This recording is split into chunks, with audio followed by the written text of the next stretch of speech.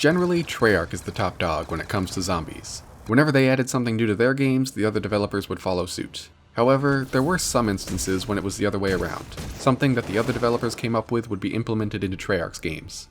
Originally, I wanted to make a video about that, how the other zombies modes influenced Treyarch's, but I honestly didn't find much. Advanced Warfare introduced the 3-hit down system, and Infinite Warfare was the first game to add in all the DLC weapons, but that was about it. Except for Sledgehammer's World War II, which is a completely different story. This game definitely wanted to be its own thing, and the team at Treyarch clearly liked what they saw because a lot of the new features would carry over directly into Treyarch's future games, which is what I want to focus on today. First of all, World War II introduced classes to zombies, allowing you to choose your starting weapon, equipment, special ability, and 3 passive abilities known as mods. Black Ops 4 would have a nearly identical class system, but instead of mods, you would choose the 4 perks available to you in the match. Cold War and Vanguard would dial back the amount of options to just a weapon and specialist ability, but every weapon is available to you in your loadout, instead of just a select few. Sledgehammer also changed how consumables work. Previously, with Gobblegums and Fate and Fortune cards, you'd create a pack of 5, and there'd be a machine to either distribute them or replenish your deck. But in World War II, you get 3 as part of your loadout, each one being assigned to different button inputs, which is very similar to how it is in Black Ops 4. However, one of these consumables in World War II is always a Self-Revive, which can be used twice per match. But there is still a Self-Revive perk in solo.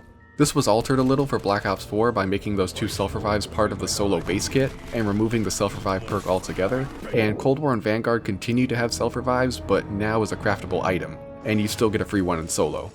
Healthbars have been in previous Call of Duty games, but World War II was the first one to use them in zombies, and subsequent games would continue to do so. Other elements from the HUD, like location names and subtitles, are also still used to this day. Additionally, World War II added a sort of Easter egg menu known as the Notebook, which shows instructions, objectives, and parts, at least on the final Reich. Black Ops 4 has something similar, mostly to show the steps, and Cold War and Vanguard use objective markers and text.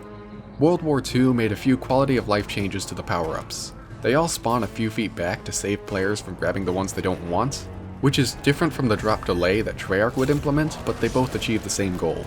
For the first time, max ammos would refill your magazine, and they also added the Uberladen power-up, otherwise known as Full Power. But unlike Full Power, the Uberladen power-up had the ability to charge your specialist up to 200%, depending on how full the bar already was. But what's most interesting about World War II zombies is how they tried to create an alternative to Juggernog, just like Treyarch would try to do with Black Ops 4. The way each team went about it was very different though. Treyarch implemented an armor system that would protect you from 3 fatal hits, whereas Treyarch would put more emphasis on the shield and increase the default health. Although this one might just be a coincidence, as Juggernog was supposed to be in Black Ops 4, but was cut when they couldn't get it to work right. Either way, World War II Zombies was clearly very influential. Plenty of the innovations from that game would become standard features that we still see to this day.